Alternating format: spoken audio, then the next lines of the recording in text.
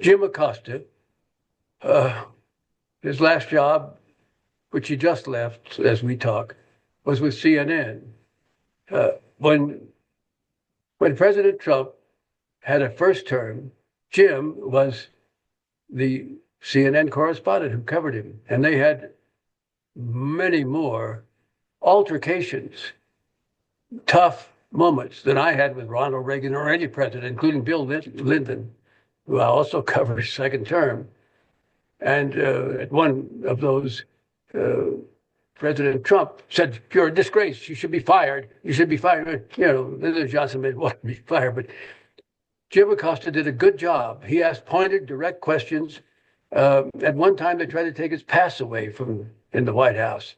I was one who testified in written deposition about the White House policies and all of that before a judge who refused to allow them to take his pass away. A judge, by the way, who had been nominated by President Trump. Jim Acosta then went on to prosper, and I think will continue to prosper, except clearly he's just moved from his daytime slot at CNN to a midnight slot. Why? Because he'd lost his ability? He'd lost the ability to know how to do the business? No, because it's clear that many media organizations, just like great corporations today, are either both in fear or because of greed, kowtowing to Donald J. Trump and his second term. And so, Jim, this is me talking, obviously, and you could disagree with my opinion, and I can't give you a secret memo that I've seen that says that's exactly what CNN did it or why it did it. But I think it's kind of obvious. I mean, things we reporters see and from experience understand, we think what's going on, and don't report until we find the facts that we can back up with data as to what's going on. But that's my view. So in the case of Jim Acosta, he's paying a price that I never had to pay. I never had, some presidents may have thought I ought to be fired, but never said it. Never called the management and asked that I be fired. But today it's different, and it's tougher for reporters. Mike, I think you can speak to your own type of reporting, but in the public politics today is much tougher, but they're doing it. We have great reporters. I'm not just talking about ABC News, I'm talking about in the field. And we also have some reporters that have clearly sold out also. Sold out in the sense of what you and I think is the way we ought to do our job. Because reporting has changed, and I think it should have changed too. Reluctantly, I say that. When President Trump was first inaugurated back in 1917, I said to people, you can't call him a liar. We don't, I mean, come on. You can say he said today that the moon is made of green cheese. And then you can say, but here is evidence that we have that suggests that's wrong. In other words, you can counter what you think he said that are not true if you have the data to demonstrate to your audience that he's not telling the truth for one reason or another. I don't feel that way today. There's too much water under the bridge.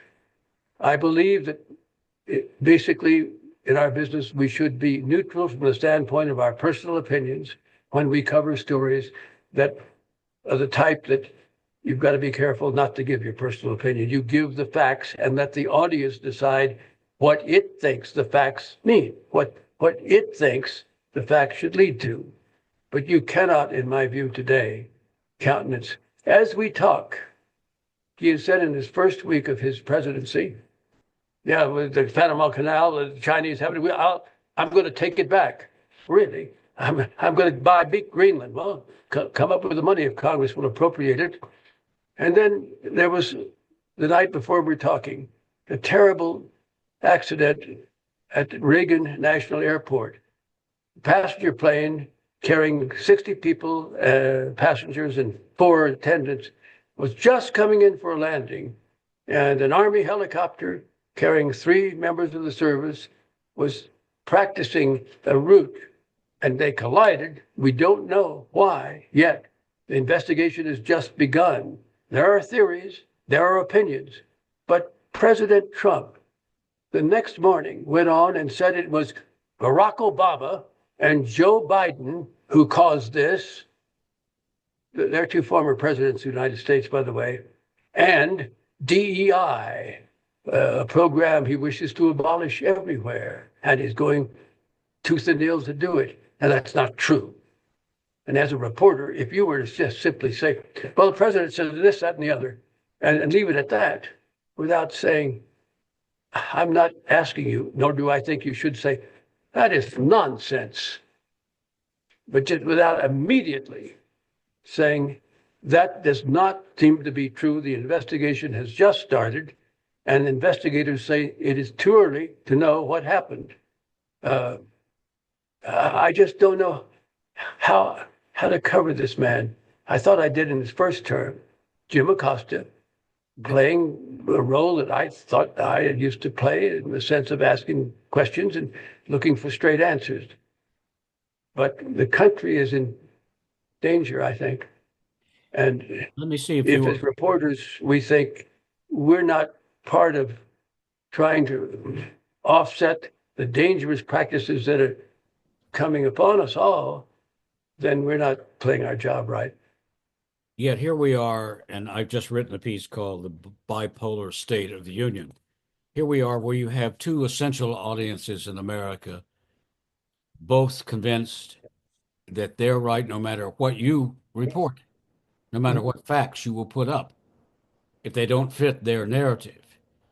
Now, you've been in the business as this was all happening.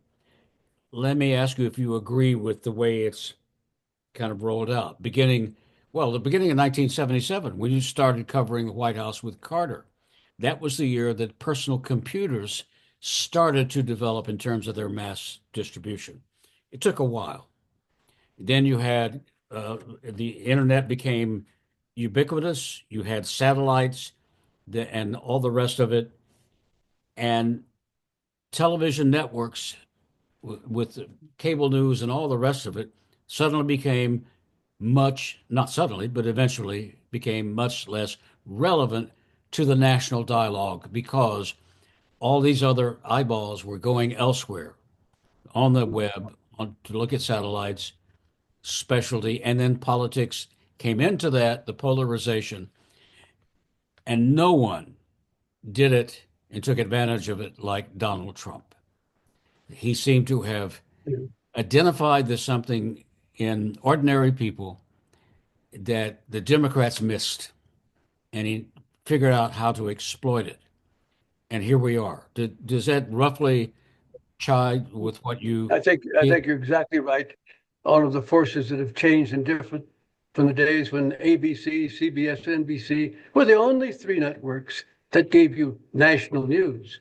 If you were lucky, you had a local station in town to see if the mayor's brother-in-law had the contract on laying the culvert. But and they watched us and they believed us because they could believe us. There was enough ability to discover that we were wrong if we said things that were absolutely incorrect, clearly. And we tried not to do that. The reporter tried to find out the facts of whatever the reporter was set to cover, a story, a person, what have you, to tell them without giving their own personal view of what. And when they made a mistake, and I made several mistakes, try to correct it. Now, correction often didn't catch up with the original mistake, but that's the way communication works. And then it changed, as you've pointed out. Now everyone became a reporter. They hadn't learned the business in the trenches, covering the police beat, and then later on being White House correspondent. They just gave their opinions. And people had the ability to look at the internet and look at the people, look at the blogs, look at everything. Well, here, there was no Holocaust. Take it, maybe this, that, and the other. Lyndon Johnson organized that assassination that killed John. Well, there it is. If you're a young person without my mother's training about what was going on in the world as she knew to be the fact, she helped raise me. Studies show that up to 25% of adults get their news, that their opinion forming news, from so called influencers. And for the most part, these are people and is roughly divided between left and right politics. It's not overwhelmingly one way or the other, but that's 25% of the so-called new reporters who've never had the kind of training or journalistic ethics installed in them that you and I have. Now that's got to have an impact as well. I think it does. I think it does. But even if you could go roll back and have people in the news business who'd done it in the trenches, learned from their mistakes, where it didn't matter as much as if they made a mistake on the national scene. If you could roll that back, and you can't, these extra abilities to find information that were not there in my early days. You had to watch one of us or not watch anything. There was no alternative. If you were lucky to have a newspaper that carried some news or subscribed to the New York Times or the Los Angeles Times or the conservative papers in Phoenix and Chicago, you didn't know what was going on. And the elites ran the government. It's now called the deep state. The man who at the moment is been nominated to be the director of FBI consistently talks about how he's going to change the FBI out and root out the deep state. And President Trump has already, in his first week, started firing or offered to fire or let him resign with money for a while, government employees so he can install his own political friends in the government jobs that are supposed to be nonpartisan. This is all happening. And now the people who could not give voice to many of their sentiments because it was not going to be accepted. You couldn't have run down the street many, many years ago yelling, "Get these Mexicans out of here, get these Muslims out of here, let's get some white people here." You would have realized, even though that was your secret sentiment, or the Jews, you couldn't do that. Today, many people unfortunately believe they can do it because they hear, what's his name do it? And look where he is. Donald J. Trump is a great communicator. We used to say that about Ronald Reagan. They both were great communicators in that the use of their voice, what they said, their mannerisms, all combined to be very interesting. And if you didn't have any way to counter what they said, maybe the truth. I remember my first campaign in watching, not in the news business, 1952. We had two middle-aged men whose speech was okay. Adlai Stevenson was the Democratic nominee and Dwight Eisenhower was the Republican. And if you go back and listen to them give speeches, listen to them talk, both were boring. But Ike, of course, had been supreme commander in Europe in World War II, and he won the election. Today, it's not so much, what do you have in your ears? Are you smart? I'd like to hear your policies. I'd like to see what you have to say and how you say it. And when Mr. Trump went to the stage and starts denouncing that Democrats are all enemies of the American people, the news people are all enemies of the American people.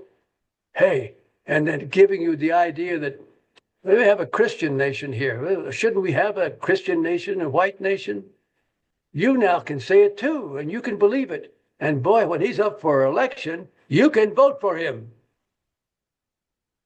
And they do. But look what happened the first week. Thank you, Donald J. Trump, President of the United States. You overreached. You overreached with just a declaration. And he's written off clearly more power than the Constitution meant to give the President of the United States. And stop all government aid to some of the big programs, not just the AID, the State Department or something, across the board. Now you say, and a judge started blocking that. One judge started immediately blocking it on petition people. But what happened was the American public, including, I saw one guy who was the sheriff in Arizona on television with a MAGA cap, clearly a Trump guy, said, "That's a bunch of bull." Rose up and they withdrew. They withdrew that immediately. The American public has still what Abraham Lincoln said. You can fool some of the people all of the time and all of the people some of the time, but you cannot fool all of the people all of the time. And I think it may be the break in these 4 years that will stop some of the more egregious things. Because when President Trump says something, he means it. You think, oh, it's just kidding. No, he means he wants to take back the Panama Canal. He may not be able to do it. The Air Board may not be assigned to a job that no president, until there's a declaration of war from Congress, gives him the right to do. But if he says something, now he says he's going to settle the Ukrainian problem in one day. Well, that was in the campaign. He says now it's going to be difficult, and he's on Putin. Got to settle it. In other words, throw in the towel. Well, Putin's not going to throw in the towel. No, not at all. Guess who will throw in the towel if he has to do it, or else suffer the consequence of being shown to be wrong, something that Donald J. Trump is never, ever going to admit that he's ever made a mistake.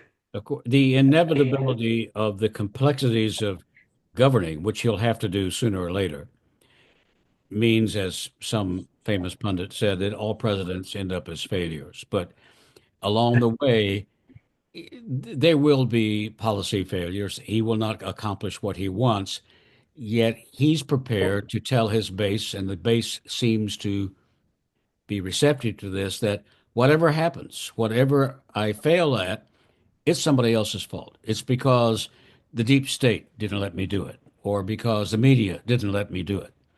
And if Sam Donaldson were here, he wouldn't let me do it. Do you think there's ever a way that we will ever come together as a nation, given all the technological and political and racist and other reasons why we are so divided now, and how it has so ingeniously been exploited by this president? Do you think we will ever overcome that? Well, we have to. I'm optimistic only in the sense that I'm usually the guy who has the group with the group that says the glass is half full and it's going to fill up, rather than the glass is half full and it's draining out. But if you want me to give you evidence, I can just give you apocryphal evidence. Before the election, I guess it was before the election, maybe right after, I was sent by my wife down to the post office with a huge bunch of cards. So I guess it was after the election, Christmas cards, and I dropped them on the floor.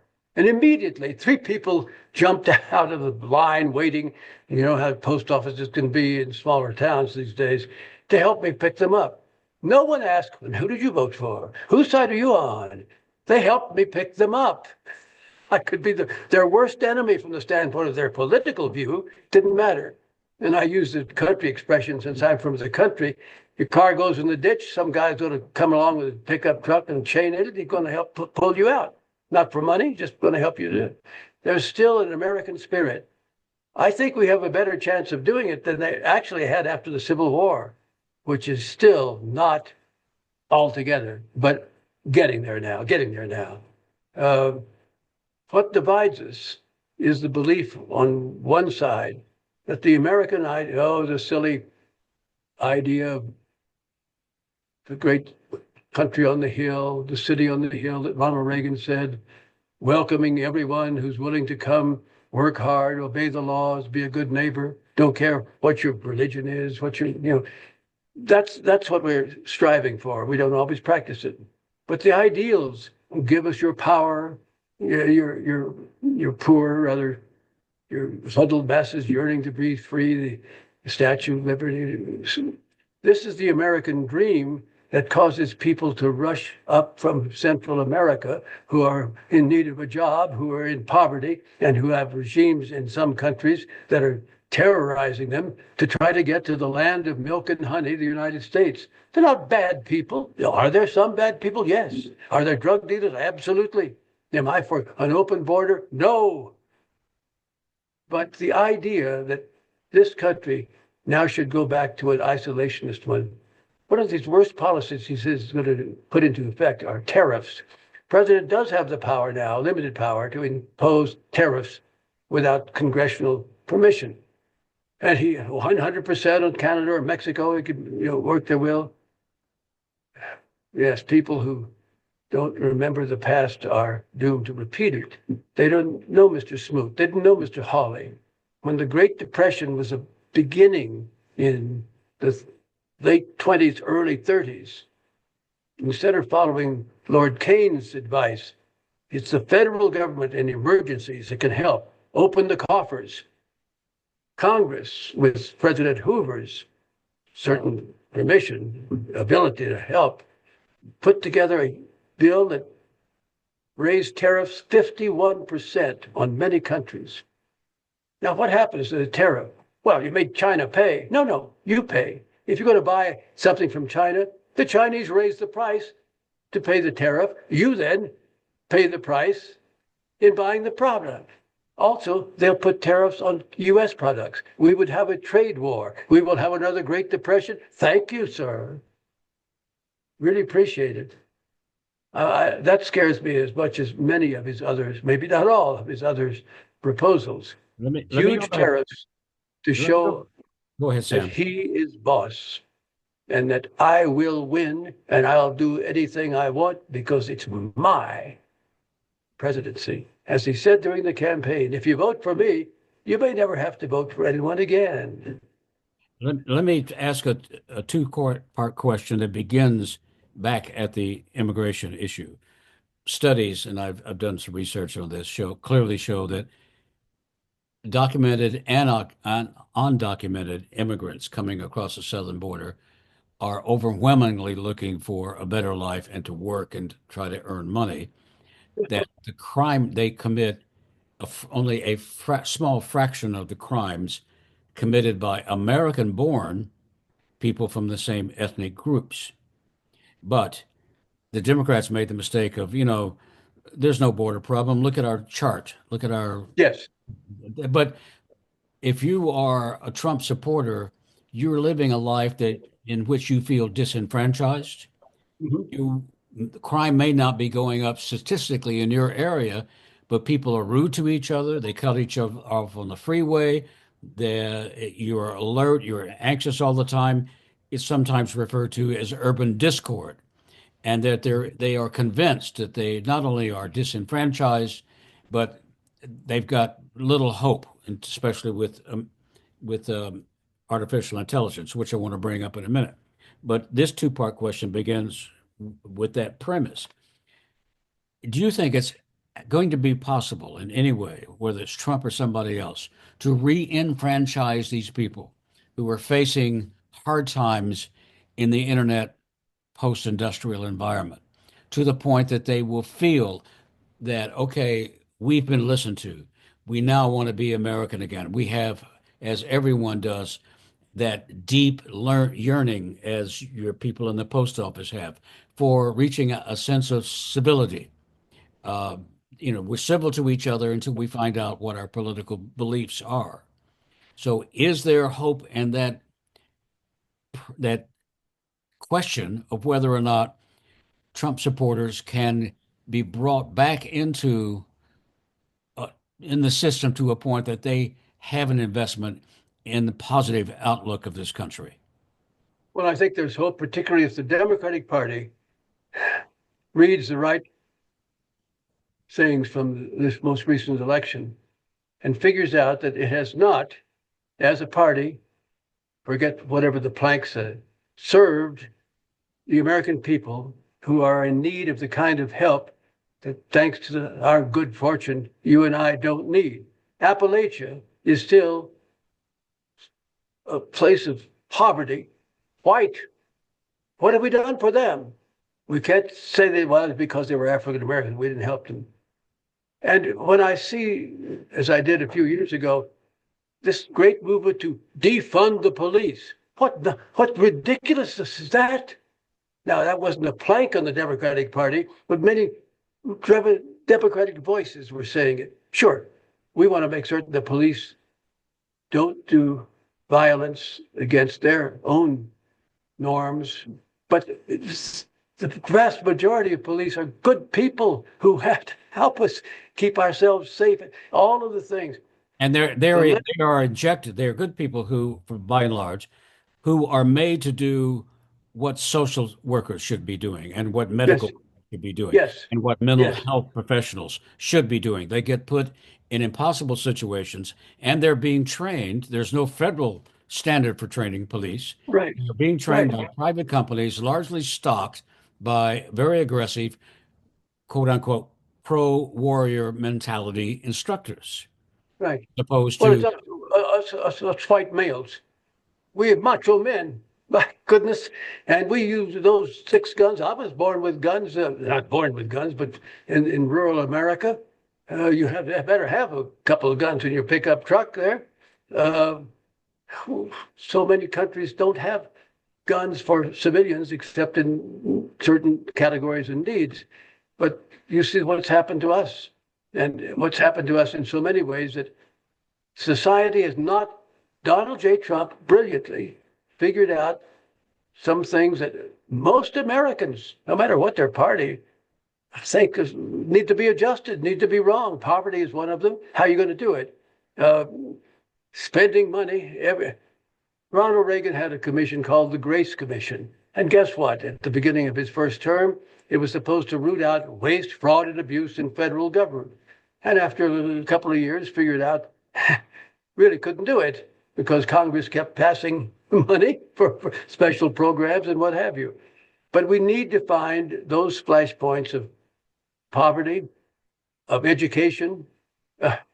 I got last year in the state of New Mexico, where I live, $1,000 check from Santa Fe for being a taxpayer. I'd paid my taxes in New Mexico, but not overpaid them. But we had a big oil and gas year.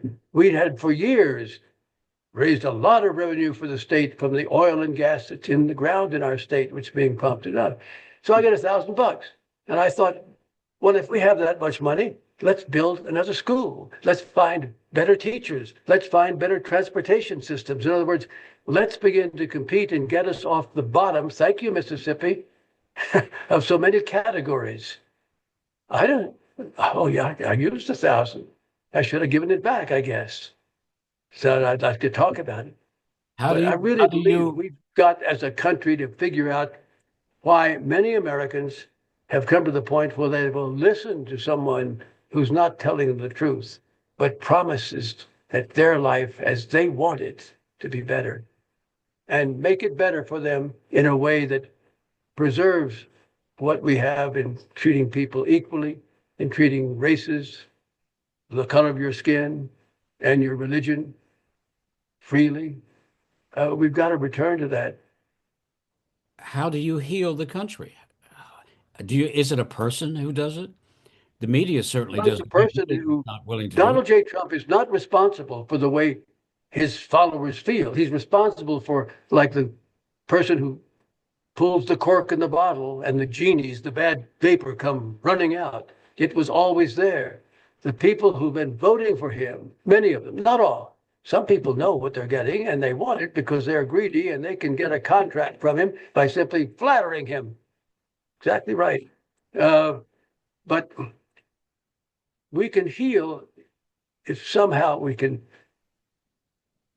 get people to understand. And that's what happened this last week when the country, including so many of the people who voted for Trump, said, no, we need this money. This money goes to us. It's the other money. And he said they're going to cut off all the aid at this point and didn't allow it to happen.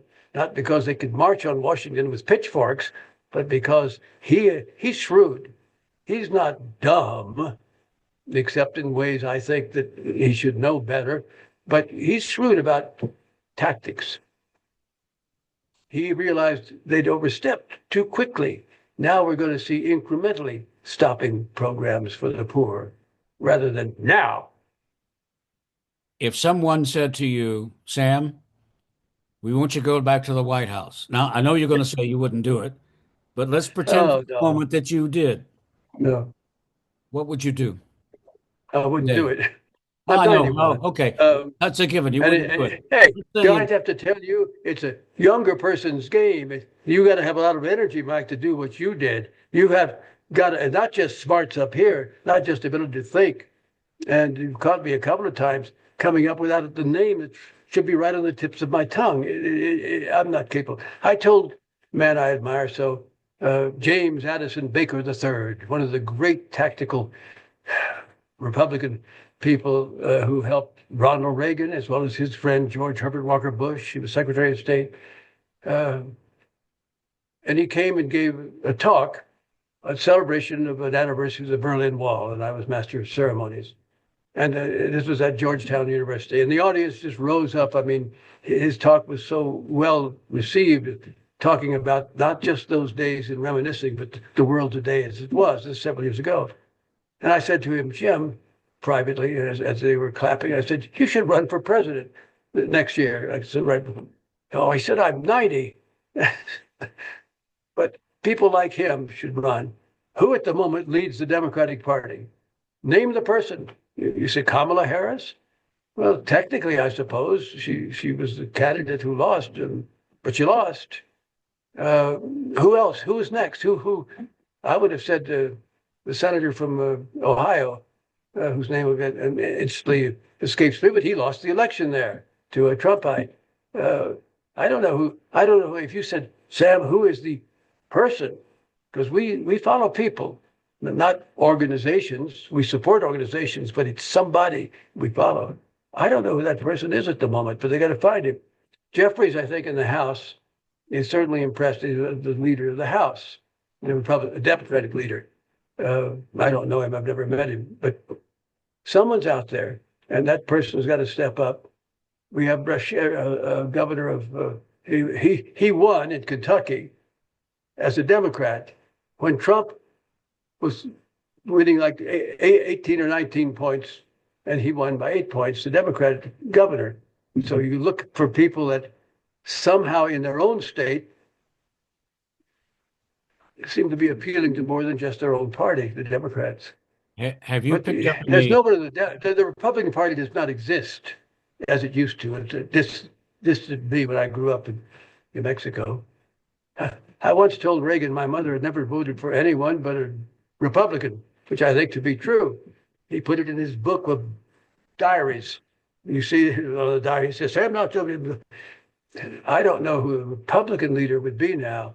You can compliment those who stood up to Donald J. Trump, but they're all gone. And some of them, if they hadn't been pardoned, would be prosecuted now. Can you think of that? Just a few years ago, Mike, if I told you that a president of the United States would think he had the power to control the Justice Department and have the Justice Department prosecute in court his political opponents, you'd say, that's a banana republic. That's not the United States of America. Oh, it is, if he gets his way, the United States. But there again, I think judges will hold it up for him. I hope and believe that the local police and law enforcement agencies will, by and large, in some states, maybe not, hold against him. And the military will have to hold against him. And look what he's done to General Milley, chairman of the Joint Chiefs in his last term, who he doesn't like because Milley has spoken up against him. And Milley's been stripped by the new head of the Pentagon of his security detail, any of his political abilities, not political abilities, security abilities. And they're investigating him to see if they can find something that they can prosecute him as a criminal offense. That is a banana republic, isn't it? But I do not believe they will succeed in all of this. I do not believe Donald J. Trump will succeed. If I believe that, I'd have to go to my friend who I'm trying to persuade, this is your country. You say you're going to leave the country? Breathes there a man who himself has never said, this is my country, my native land. I'm going to stay in the United States. I think we can get it back. I'm going back to my question about you covering the White House again. I'm going to borrow one of your own phrases. Sir, you did not answer the question. Pretend for a moment.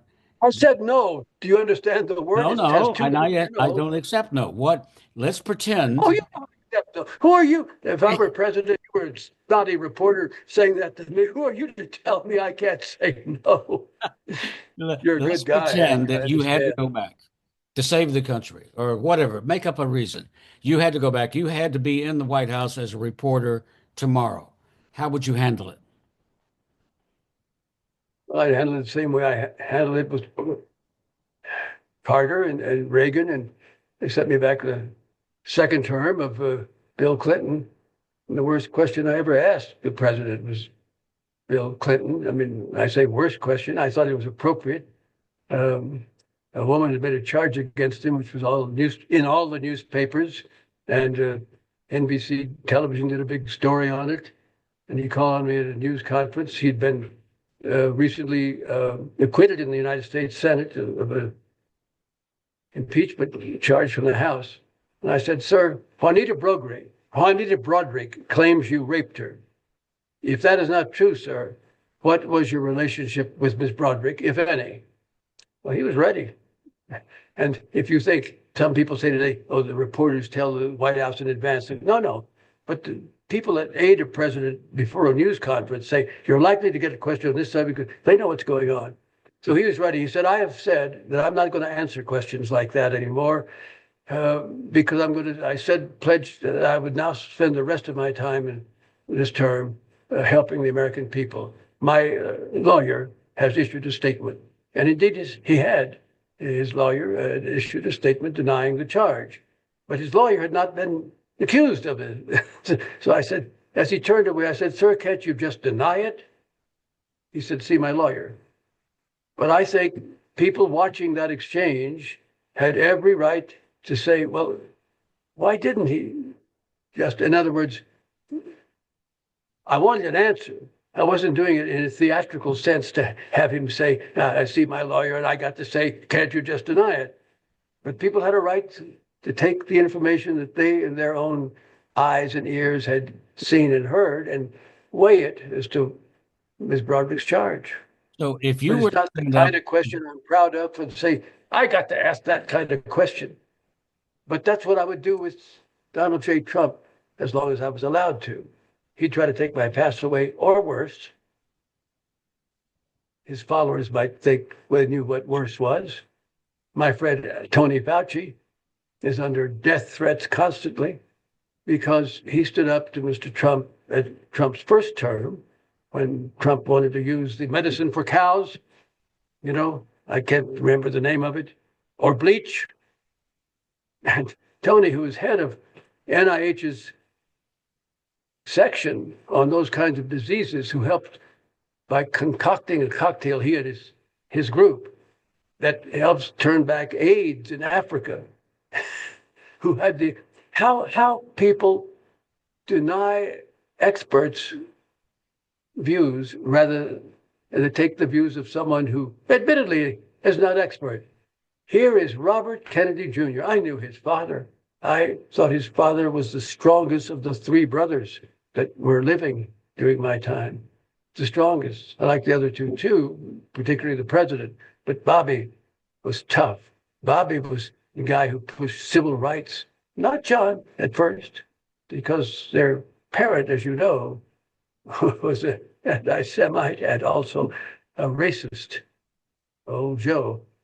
And to see this son of his deny the types of vaccines that have saved millions and millions, particularly children, the polio vaccine. I go down the list. What ignorance is this? He says he had a worm in his brain. Well, I'm sorry for him, but shake your head. In one sense, you'd laugh, except you can't laugh. It's too serious. It's not something to laugh about in the sense of, oh, that'll go away. How silly. I hope it does go away. These things we've been talking about that are so injurious to the country, to the nation, to the future of people here, but can't laugh about it. Does Donald Trump have there's a two parts to this. Does he have the charisma? And I think the answer is probably yes. Does he have the character? Does he have the No, desire to actually change the nation for the better? Should he wake up some morning and say, hang on, I've just had a kind of a Christmas Carol moment. I'm no longer Mr. Scrooge. That is not going to happen. I mean, yes, does he? I said a moment ago, he's a great communicator if you like what you're hearing and believe it to be the truth and believe it to be the answer. He has the ability. He's not dull. We don't like dull people. I once read a story. I never met Albert Einstein, but I once read a story that's saying that Albert Einstein would be the last person you'd invite to Saturday night for dinner for a group of people just to talk about everything. But he wasn't talking about X equals W to the second power. He was dull. I don't know that to be true, but I read it and I thought, well, yet you'd invite him because he was a genius, and you could say I had a genius at my table. But Donald Trump is interesting. He can talk about almost anything. He'll give you a view that's interesting. Could be dead wrong, could be injurious to you, but it's an interesting view. And he's cocksure of himself. And we like people who are sure of themselves. We don't like someone to say, well, boss, I'll try to do the job. I'll do my best. No, we want someone who's, okay, boss, I can do that. Even if the guy fails, we don't want him to fail. He has all the characteristics to answer your question in a certain way, that if he were to have this epistle change, this road to Damascus change and become St. Paul rather than a tax collector, he could do it. But it's not going to happen. For me to say I feel sorry for him, I mean that in this way. Clearly, he is not sure of himself. Deep down inside, there's a great insecurity there. He needs to be praised every moment. He needs to always win every battle. He needs to be seen as the great person. He is not sure of himself. He cannot say, well, I blew that one. For the following reasons, and I made a mistake, but I've learned from it. I mean, he's not able to do anything that most people can do or learn they have to do eventually. And I feel sorry for him. I think I'm not a scientist or a doctor, but my personal belief is that children are born pure. They may have a medical condition, but as far as being born with hating Jews, being born hating blacks, being born wanting to make several $billion at your expense because they're willing to cheat you. They're not born that way. They learn that. They learn from their surroundings. In his case, he clearly learned from his father and then from Roy Cohn, who I met once, but not just superficially. He learned how to cheat. He learned how to do things that, again, people who now follow him felt they couldn't do because they would be ostracized by society. They couldn't get away with it. But they see him getting away with it, so why not? So if he could change, sure. I believe in first comes confession, then redemption, then forgiveness of sin. I believe in redemption and certainly forgiveness of sin in the sense of a changed person, but it's not going to change. We get what we see, and for his dying breath, I think, unfortunately, he will attempt to do what he says he wants to do with us, for him, for his own sake, because he needs to feel supreme. So where are we going to be 4 years from now? I don't know. I hope, strange are the ways of the Lord, his miracles to perform, says the Christian Bible. I don't know, but fate does have a way of taking its hand. I think in one sense, as we've already seen one instance of it, even his own followers, the people who are not doing it just because they're greedy and they think they'll benefit from getting his contracts. You saw all those billionaires who had the prize seats at his swearing in this time. Why do you think they're there? Because they really love this man as a person. They just love to have dinner with him just to hear his conversation. No, no. Elon Musk figured out well before the election who was going to win. And suddenly, instead of becoming a person he had been, he is Trump's great admirer and friend because he's going to profit from it. And when the order came out for all government programs of aid to shut down, he has a money coming for the rockets, money coming for his businesses. We're not going to have that. We're not going to stand for that. I mean, Trump will have to tread carefully among his very powerful friends. They can turn on him, and it's hard to prosecute them all immediately, even though they don't have pardons already. I think thieves do fall out, to use the old expression. So you say, where are we going to be 4 years from now? I hope and I believe that through some series of events that the general American public, meaning the majority, which will include people who have voted and believe in President Trump at the moment, will realize that we're headed in the wrong direction. What's the right direction of the country? We see that poll taken constantly. They'll say we're in the wrong direction, and he'll say it was Barack Obama and Joe Biden. And they won't buy that because he'll have been in power for 2 years, 3 years. And you say 4 years. He'll be 82, the end of 4 years, something like that. So I think probably his veiled thought that maybe you don't have to vote for anyone else anymore can't come true because of the biologic clock. I'm not going to be here much longer. I overstayed my time by many, many years if you look at the field and you look at the data. But I think the country, this shining city on the hill, will survive. I do believe it. Sam, I'm not going back to the White House. Sam Donaldson, the legend, and a very No. lovely man. Thank you so much. Well, Mike, you knew me well enough to know that once you got me talking, just sit back and hold your breath.